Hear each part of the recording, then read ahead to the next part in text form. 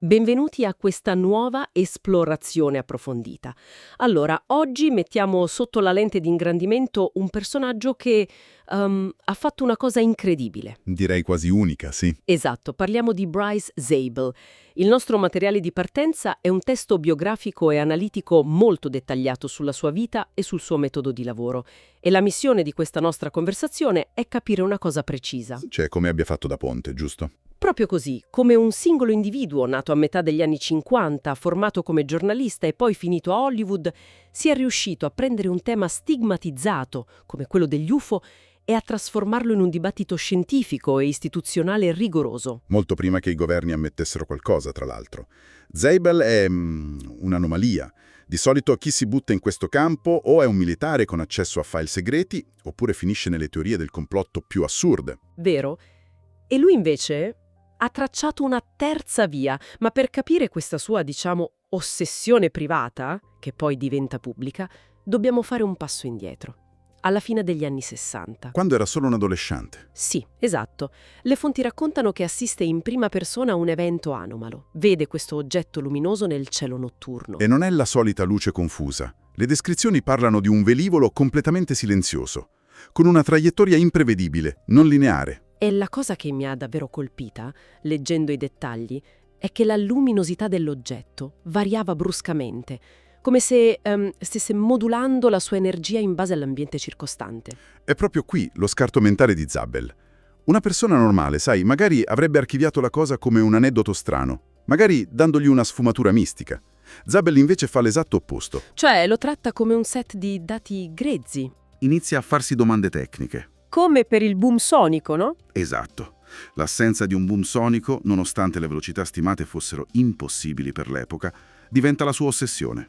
Non gli interessa tanto da dove venga l'oggetto, ma la meccanica di come funzioni. Guarda, la prima cosa a cui ho pensato è il trucco di un prestigiatore. Immagina di vedere una magia, impossibile, no?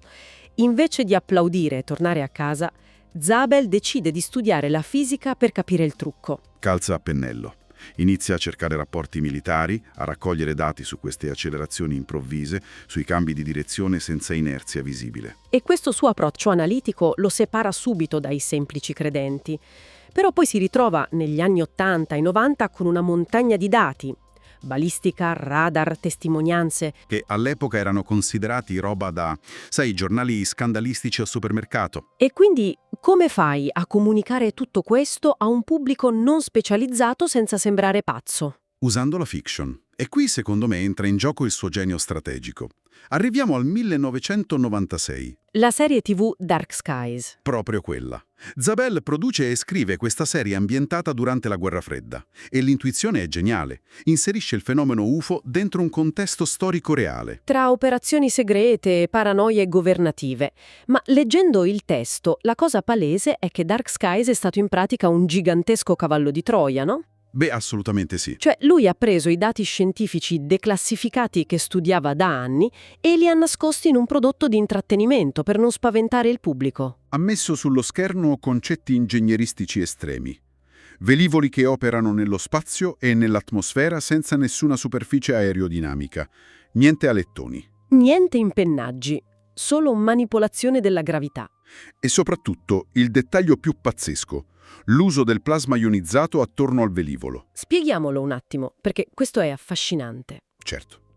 In pratica, Zabel non si inventa nulla. Attinge a idee ingegneristiche avanzate. Se avvolgi uno scafo in una bolla di plasma ionizzato, riduci quasi a zero l'attrito con l'atmosfera. Quindi è per questo che non bruciano a velocità ipersoniche. Esatto. Ed è la spiegazione meccanica del perché non generano il boom sonico. Non spostano l'aria nel modo convenzionale. Zabel stava dando al pubblico, guardando la TV la sera, le chiavi fisiche per decodificare il fenomeno. Disinnescando l'incredulità. In pratica, ha mostrato negli anni 90 quello che 20 anni dopo avrebbero descritto i piloti militari con i famosi tic-tac. I velivoli lisci senza scarichi.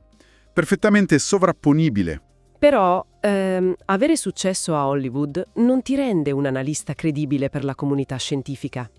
E infatti, negli anni 2000, Zabel fa un altro salto. Lascia la finzione passa all'analisi rigorosa di dati sensibili, collaborando con una rete di veri addetti ai lavori, ricercatori, ex militari. E qui la cosa si fa davvero interessante per me, perché inizia a raccogliere testimonianze di piloti militari su oggetti capaci di fermarsi in volo stazionario perfetto e poi schizzare a velocità ipersoniche. Parliamo di stime oltre i 10.000 km/h, senza emissioni termiche all'infrarosso. Però faccio l'avvocato del diavolo.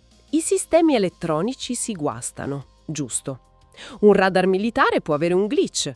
Un sensore infrarossi può essere accecato. Come facciamo a dire che non è solo un'interferenza? Questo solleva una domanda importante, ed è il motivo per cui l'intelligence prende sul serio queste cose. La risposta è la ridondanza multisensore. Cioè non è un solo strumento che impazzisce. Mai. Zabel evidenzia casi con una convergenza assoluta. Radar a scansione da terra o da un incrociatore, che rilevano un oggetto. Nello stesso istante i pod infrarossi dei jet lo inquadrano. E i piloti lo vedono a occhio nudo? Simultaneamente. E ci sono anche interferenze elettromagnetiche fisiche sull'aereo. Bussole che saltano, sistemi di navigazione in tilt. La statistica che tutti questi sistemi, basati su fisiche diverse, abbiano lo stesso identico glitch, nello stesso millisecondo. È zero. È praticamente impossibile. Esatto. E non è un errore di sistema. Zabel ha dimostrato che c'è una coerenza nei dati. E poi c'è la questione termica. Se viaggi a 10.000 all'ora e non hai una firma termica, stai violando le leggi della termodinamica convenzionale. Un razzo terrestre si illuminerebbe sui sensori come un albero di Natale, per generare quella spinta.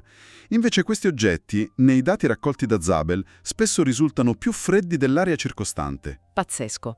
E non sono solo dischi volanti, giusto? Le forme studiate da Zabel cambiano. Sì, smantella il folklore, evidenzia cilindri, enormi triangoli neri e poi sfere. Le sfere metalliche. Quelle che fanno manovre ad angolo retto, ad alta velocità.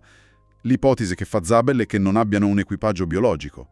Sono probabilmente droni o sonde autonome con propulsione indipendente. Dispositivi di raccolta dati. Ma quindi, se metti insieme tutto questo, la mole di dati, la logica, le tecnologie impensabili, qual è la conseguenza logica?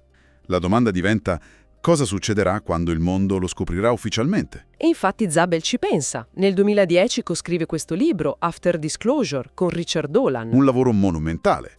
Non parla più di chi sono o da dove vengono. Parla di logistica post-conferma. Di cosa succede il giorno dopo? Un'analisi concreta, politica ed economica. Se confermi queste tecnologie, ammetti che l'energia fossile è obsoleta. Immagina chi ci ascolta adesso. Se rendi pubblica la tecnologia a gravità zero o l'energia dal vuoto, fai crollare il mercato del petrolio in un pomeriggio. Il mondo è basato sulla scarsità di energia. Quegli oggetti dimostrano che l'energia non è scarsa. E nel libro analizzano anche l'aspetto biologico, la famigerata accelerazione G. Spiegami bene questo punto, la bolla di forza. Per sopravvivere a quelle curve a gomito senza diventare gelatina, devi annullare l'inerzia. Zabel e Dolan discutono l'idea di un campo di forza, una bolla gravitazionale. Cioè lo spazio dentro la navicella non subisce l'accelerazione. Esatto, è come una caduta libera isolata. La nave si muove a 10.000 all'ora, ma dentro potresti versare il caffè senza rovesciarlo. Fantascienza che diventa meccanica applicata. E la cosa assurda è che, 7 anni dopo questo libro, la storia gli dà clamorosamente ragione. Il 2017. Il New York Times rilascia i video militari e l'esistenza del programma del Pentagono. I famosi video dei caccia. E cosa mostrano? Mostrano esattamente quello che Zabel descriveva da 20 anni. Oggetti che ruotano senza perdere quota. Niente scie di calore, niente ali. Zabel praticamente diventa il commentatore fondamentale in quel periodo. Perché aveva già il vocabolario pronto. Se colleghiamo questo al quadro generale, il vero capolavoro di Zabel è stato metodologico. Ha creato un filo rosso ininterrotto. Dai rapporti storici impolverati ai sensori moderni dei jet. Dimostrando che il fenomeno ha caratteristiche ricorrenti decennio dopo decennio. Non era una cosa nuova, era la stessa cosa finalmente registrata in alta definizione. Quindi, in sintesi, questo viaggio ci mostra un ragazzino che guarda il cielo negli anni 60 e che decide di capire invece di credere. Diventa un produttore televisivo, usa Dark Skies per educare le masse di nascosto. Per poi spogliarsi della finzione e analizzare rigorosamente i dati militari reali. Ha unito l'esperienza personale a un rigore professionale impressionante. E questa cosa mi lascia con un pensiero, sai, piuttosto provocatorio. Ed è una cosa su cui vorrei far riflettere anche noi. Dimmi. Se un singolo autore televisivo, guidato solo da un'enorme curiosità, unendo puntini sparsi tra documenti chiesti con il Freedom of Information Act e confidenze varie, è riuscito a delineare un profilo tecnico così perfetto E predittivo anche. e predittivo, decenni prima delle ammissioni del Pentagono. Proviamo a pensare cosa potrebbe scoprire oggi un team scientifico globale.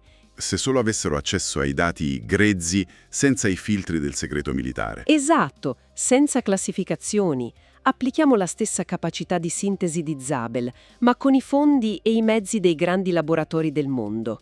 Chissà dove saremmo ora. Saremmo decisamente oltre il dibattito su luci nel cielo, questo è sicuro. Assolutamente. Lasciamo chi ci ha seguito con questo interrogativo aperto. Magari la prossima volta che si guarda in alto lo si farà con un occhio un po' più clinico. Un caro saluto e alla prossima!